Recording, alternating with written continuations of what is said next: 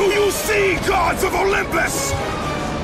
Do you need more proof than this?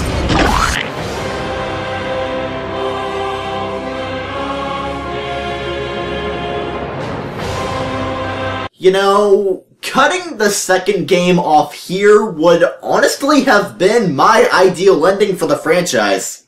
I mean, it's gotta be less brain dead than whatever they were trying to do afterwards.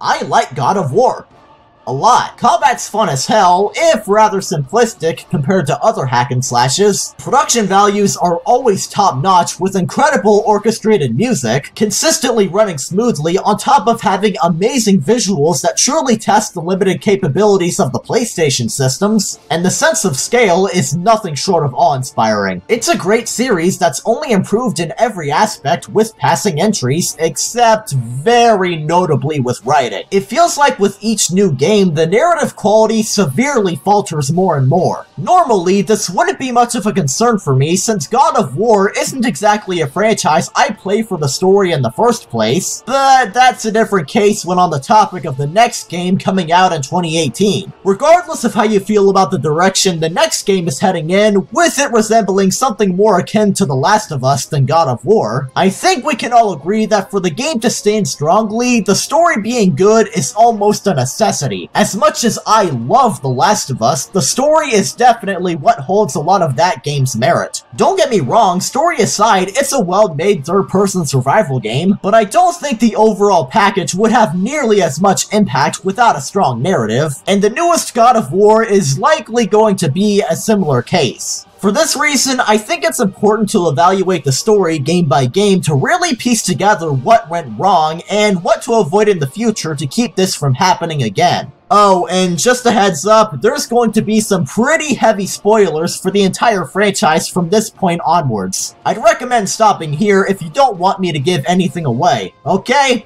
Okay.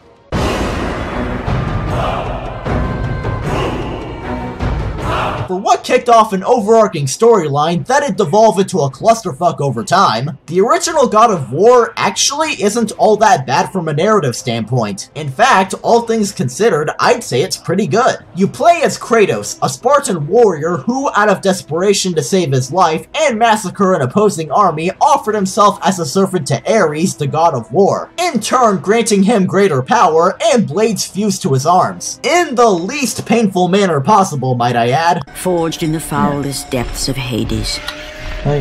Once attached, the chains remained so, chained and seared to the flesh, a part of the bearer's body, a permanent reminder of Kratos' pledge. In return, eventually turning his loyalty away from Ares after being tricked into murdering his wife and daughter during a village massacre, because Kratos is kind of a dumbass for even ending up doing such a thing to begin with. The main chunk of the game involves Kratos going on a journey to find Pandora's box and use its power to kill Ares in an act of revenge, redeeming Kratos from the burden of guilt that he carries for having slaughtered his family in cold blood. I wouldn't call the story a masterful work of genius, as a good chunk of the conflict feels like shit that could have been completely avoided if Kratos quit being a moron for 5 seconds and actually used his brain. But I feel the game does a lot of things well enough to keep any writing issues that arose from dumb character actions from taking too much away. The story in the original God of War feels a lot like that of a Greek myth, and a pretty authentic one at that. Kratos going on a perilous journey, overcoming many different trials and titanic monstrosities, all work together beautifully to construct both an interesting take on the elements of a Greek tragedy, and a pretty cool tale about revenge. Kratos is kind of a dick, which probably isn't surprising considering that he's angry, blood-hungry, and has sex with every woman he comes across. Though to be fair, on an actually decent human being, those abs would be super irresistible. Despite Kratos being an asshole, I still find myself rooting for him in the end, since he does feel genuine remorse for his past actions and wants to rectify what he can. Plus, even though he's an asshole,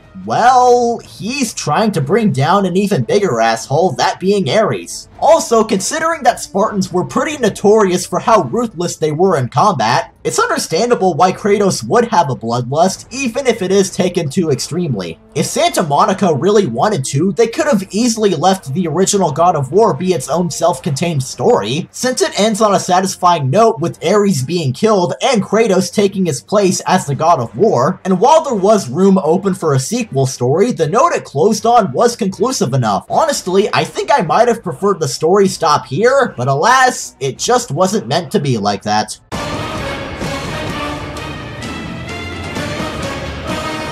Probably the thing about God of War 2's plot that gets me the most upset is that as soon as the opening, I was pretty much told that this plot will blow chunks. Originally, I was going to say that the plot to God of War 2 is at least alright, but upon examining it, I just kept noticing more and more problems to the point where I realized, you know, this is actually really bad. I guess I'll start going over why from the beginning. Sometime after the events of the first God of War, Kratos, now with the position of an Olympian god himself, basically uses his power to attack the other Greek city-states, Rhodes being the one he's assaulting at the beginning of 2. And already I can pinpoint a major problem I have. Kratos as a character. I get that he's supposed to be a ruthless anti-hero that'll tear through anything and everything that stands in his way, but holy fuck, God of War 2 seriously goes way too far with making Kratos an asshole. He never even remotely came off as this much of a senseless killer to me in the original game, aside from a couple exceptions, but here he lays waste to entire civilizations for what? The gods not upholding their end of the bargain to lift the burden of guilt he carries? It's pretty shitty on their part, yeah, but I sincerely doubt that him causing untold amounts of destruction, ending the lives of countless innocents, and generally doing all of the shit that led to the Olympians asking him to kill Ares while providing assistance, will do anything to sway their decision. Remember how I briefly mentioned that an issue I had with the first game's story is that a lot of the conflict results from Kratos acting retarded? Well, the sequel does nothing to fix this, and in fact amplifies the issue by about 500%. God of War 2's entire conflict is based around Kratos ignoring the various warnings from basically everybody to not abuse his power, Zeus stepping in to punish Kratos by stripping him of his position of God, and Kratos throwing a tantrum over Daddy Zeus taking his god privileges away like a spoiled little child. So basically, Kratos goes to hell, gets out, does a lot of senseless killing, embarks on a journey to find the Sisters of Fate, more senseless killing, blah blah blah, a moment where Kratos accidentally fights and kills one of his surviving soldiers from the beginning of the game because Kratos is a moron, blah blah blah, more senseless killing, out-of-place Christianity elements, blah blah blah, action set pieces, and one of the most nonsensical endings I've seen for a video game. To sum it up real quick before diving in, the ending is a blatant to-be-continued cliffhanger following time travel that makes everything a hell of a lot more confusing. You are free to groan and scream in terror as you see fit. Okay, so Kratos travels back in time to the beginning of the game through a portal where apparently there's now 2 Kratoses, one of which is dying on the ground. And there's no sign of the confrontations at the beginning and end of the game being completely similar, since time-traveling Kratos appears at the end in plain view of dying Kratos before death. So does this mean that the events throughout the entirety of the game are retconned, since any reason for Kratos to go on his journey is pretty much invalidated? Dead Kratos doesn't exactly have much of a motivation to escape the underworld anymore, because somebody else is already killing Zeus. So I imagine nothing after that point at the beginning of the game would feasibly happen anymore. But shouldn't that eliminate Kratos from returning if he never embarked on the journey to begin with? Or maybe he did anyways, so would that mean that God of War 2's plot is just an endless repeating cycle of Kratos time traveling? Is everybody that Kratos murdered on his journey dead, or did changing the timeline spare them? The sisters are dead. Wait, wouldn't they only be dead in the old timeline and alive in the new one? Or would they be dead in all of the timelines now? Oh yeah, and the game closes off on what can be summed up as tune in next time when God of War 3 comes out in a few years. Lovely. Now, the story isn't all bad. It's pretty interesting to see more of the series' lore fleshed out and expanded upon, and all the action set pieces, while mindless and lacking any form of substance, at least make going through it all a fun ride. But I really can't get over how the game pretty much disregards a lot of Kratos' character development, misunderstands him as a character, bases the whole conflict around events that wouldn't have happened if not for the idiotic character writing, completely disconnects me from Kratos because I have no reason to want to kill everybody, and lazily throws in some time travel bullshit at the end, making the whole thing fall apart even more for really no reason at all when you think about it. It's a narrative mess, but at the very least, it's a fun mess.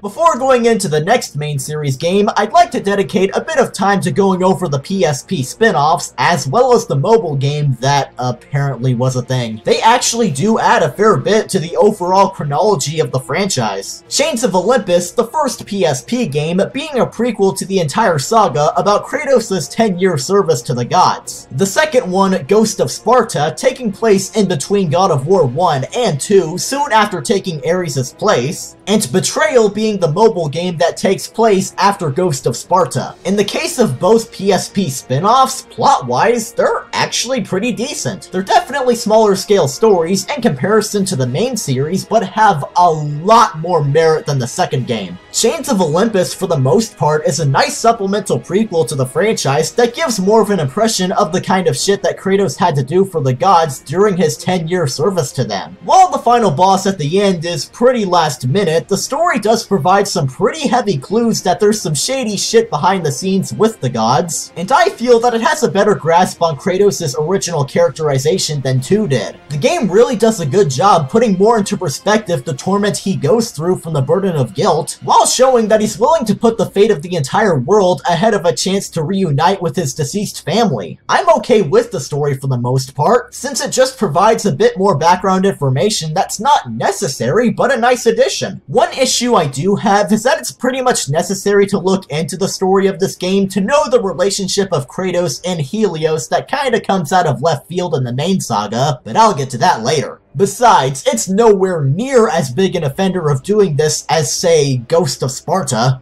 Again, the story is perfectly fine, and I do appreciate the attempt to make more sense of what happened in between God of War 1 and 2 to make Kratos so vengeful against the gods. Same can also be said for Betrayal for as little plot as it has. But the problem is that unlike Chains of Olympus that tells a story not necessary to get the whole picture of the main saga, Ghost of Sparta unfortunately doesn't have the same luxury. To make Kratos in the second game seem even somewhat tolerable, knowing the story of Ghost of Sparta is almost a necessity, and that's not a good thing. The main saga should be able to narratively stand on its own without having to go into the side stories. It's less like the original Star Wars trilogy where you can get all the important parts of the story by just watching the movies, and more like the prequel trilogy where to even have a chance of giving a shit about the characters, you need to delve into spin-off territory. Ghost of Sparta, I do still commend for at least attempting to rectify some of 2's narrative problems, and to an extent, it does succeed. But that doesn't exactly make the original issues go away, especially when there's plenty of other inherent problems with 2's storytelling that no expanded universe material will ever fix.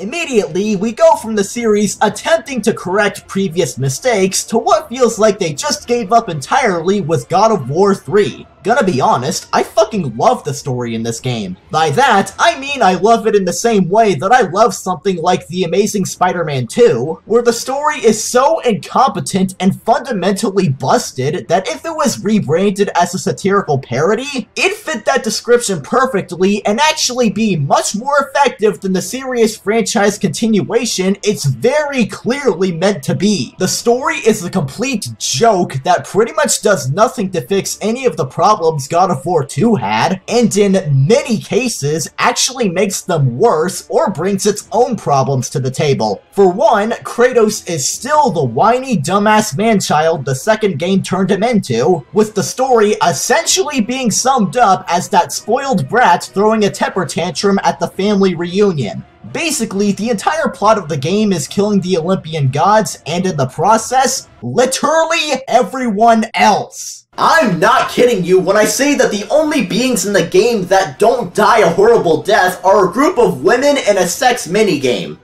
As you do, I suppose. I'm sorry, but did I just imagine the part in Chains of Olympus where Kratos saved the entire world? Now he's suddenly perfectly alright with killing the gods when there's clearly extreme consequences that'll arise and make life literally impossible? I know, time moves on, people change, but this is a pretty huge shift in Kratos' character that I do not buy in the slightest. Also, the show don't tell rule of storytelling is broken so much that it's basically a pile of dust, due to all the characters and past relationships with Kratos all being introduced and brought up for the first time in the main series. We never see anything develop from these relationships in any previous game, sometimes not even from the spin-offs, so the game introducing major boss characters and only detailing their relation with Kratos through exposition makes their narrative impact, well, unimpactful. So apparently Hercules is the half-brother of Kratos and was the one Zeus favored less? Would have been interesting to actually see that on screen instead of the game explaining it for the first time, expecting me to care. Oh yeah, Kratos and Helios had a thing in the past that one time. Too bad I won't know anything about it without playing that one spin-off. I have yet to even go over just how badly 3 contradicts everything established in the prior games. The whole premise of the game is Kratos, one by one, killing off each Olympic god, which brings up 2 issues. First off, each god you kill brings about catastrophic effects that basically destroy the world. Killing Poseidon floods the earth and water, Helios darkens the sun, Hermes unleashes a plague of insects onto the world, etc, etc. The problem with this is that no such effect arose when Kratos killed Ares in the first game. I mean, there was an explosion after he died, a pretty big one, but aside from that, there's not really anything shown. I'd imagine by 3's logic, something like all conflict suddenly coming to a halt, violence increasing exponentially, or every soldier in the world suddenly dropping dead would have happened, but as far as I'm aware, no such things ever happened. I suppose one could argue that nothing happened because Kratos took Ares' place after he died, but it was a while before Kratos officially became the god of war, so even that doesn't exactly have much ground to stand on. This whole idea just came out of left field all of a sudden. Second off, there is no way that Kratos should physically be able to kill off any one of the gods, let alone all of them. The only way he was able to kill Ares in the first game was by obtaining the power from opening Pandora's box, and Zeus took away Kratos' god power in God of War 2, so he'd have no power to kill him. Now, suddenly, in God of War 3, Kratos can just effortlessly pick off each god when he's basically left at the same level of power he was at the beginning of the franchise? The original God of War was based around working your way up to a level powerful enough to slay a god, and while the boss fights in 3 are undeniably amazing, they come at the cost of the impact killing Ares originally gave off. The first game is like, holy shit, I just slayed an actual god! But 3 is like, alright, another god down, big deal, where's the next one? Also, if Kratos could just go up to a god and slay them at any time he pleases, then what was even the purpose of searching for Pandora's box to kill Ares when he literally could have just climbed up the bastard and shanked him at any time?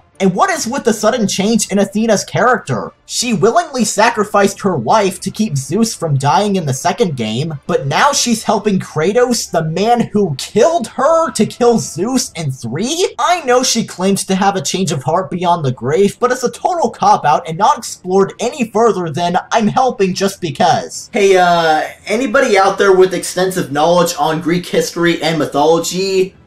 Were the gods originally envisioned to have the intelligence of a pile of elephant dung? Feel free to inform me in the comments if that's the case or not. She claims Zeus's death is necessary to free humanity, but that freedom is kinda pointless when everyone's probably dead! Jesus Christ. Oh, and that ending. That ending. So apparently this whole time, pretty much all the conflict of the past few games originated from the gods going insane when Pandora's box was opened. I know in mythology, Pandora's box is supposed to contain all the evils in the world, but in the God of War universe, this was never established until the very end of the final chapter of the saga. At the last minute, it boils down all the supposedly bad shit the gods did to that one time Kratos opened the box instead of internal flaws within the characters themselves. Basically, it's the same thing as a non-Kos from Fire Emblem Fates before a non-Kos was ever conceived. I'd find it more believable for Kratos to be infected with the evils in the box, since he originally opened the damn thing and comes off as a mentally unstable monster, but apparently he acquired the power of hope. Ah yes, the faces of peace and hope. Mahatma Gandhi. Jesus Christ. Blood-hungry murderer. Come to think of it, Kratos being the one affected by Pandora's box would have more than likely led to Kratos' shift in character being more believable, along with laying groundwork for a potentially much better plot for 3, and hell, even 2. But yeah, what was the point of opening Pandora's box in the first place if Kratos didn't even need it to kill Ares? None? Well, looks like endless bloodshed and the apocalypse all occurred for no reason. Afterwards, Kratos dies, except he doesn't, and the game ends. While God of War 2's story was somewhat fun in spite of being a narrative disaster, God of War 3's story is a fucking treat because of it being a narrative disaster. The most out of any game in the franchise, the mistakes made here are so amateurish and baffling that I'm left puzzled as to how someone didn't look over this and think maybe there should be some changes, or better yet, a complete rewrite from the ground up. Pretty much any and all plot damage that they attempted to be rectified was undone and made worse than before. A sadly appropriate conclusion to this increasingly nonsensical storyline. I didn't think anything from this franchise could ever tell a worse story than 3 did. I legit thought this was rock bottom, but I was proved horribly wrong with the game that would inevitably follow.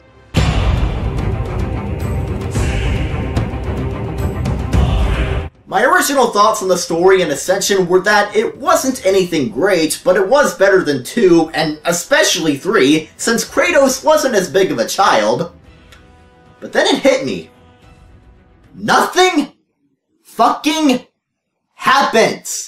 You know, as bad as the story in previous games got, at the very least, there was some entertainment value to be had, if only with picking them apart. Ascension doesn't even have that going for it because the story is boring. The game is a prequel to the entire franchise, which is pretty redundant since we already have a prequel story with Chains of Olympus, and that's about all I can recall with this story. It's absolutely forgettable, and I honestly don't even care enough to refresh myself on what happened. I know it's about how Kratos initially betrayed Ares, and something about the Furies imprisoning him, I think? So it essentially takes one piece of background info introduced at the beginning of the franchise and tries to stretch it out into a full game. I don't get what the point of this is because the information given in the first game was substantial enough. Kratos pledged loyalty to Ares and later betrayed him after being tricked into murdering his family. That's it. There's no need to stretch it out into this long, epic journey, especially when the story they came up with is as horribly paced as it is. I swear, I was about 5 or 6 chapters into the game before it felt like even the tiniest bit of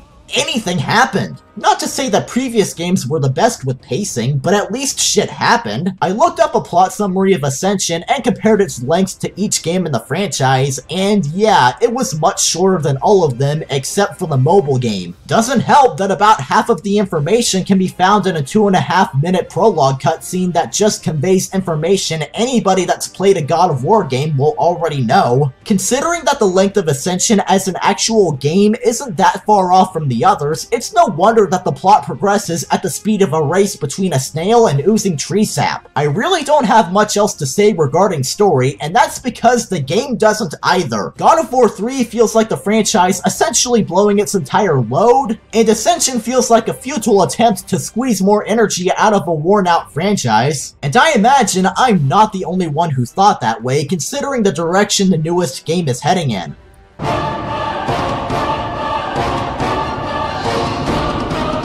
I want to emphasize that despite how hard I may have been on an entry for its story, as games, I don't hate or even dislike any of them. At the end of the day, they're fun, mechanically solid, and technically impressive hack-and-slash titles in spite of the messy plot, and that's the least I ask out of them. But it just kinda makes me sad to see what originally started as a compelling take on a Greek tragedy-like narrative devolve into a loud, over-bloated, style-over-substance parody of itself. It's not like things even had to go down this route, since a sequel story to the first game could have worked out pretty well, though I imagine the shift in writers and directors with each game was probably a detriment, likely from conflict of vision. Regardless, with the new game appearing to go the soft reboot route and disconnect itself from previous games, this is the chance for the franchise to start over with a clean slate. So far, I do think the game's looking relatively promising. Pretty distant from God of War with the slower pace and focusing on father-son bonding, but I still like what I see. I can't say for certain if the game will be good or not, but I'm hopeful it'll deliver.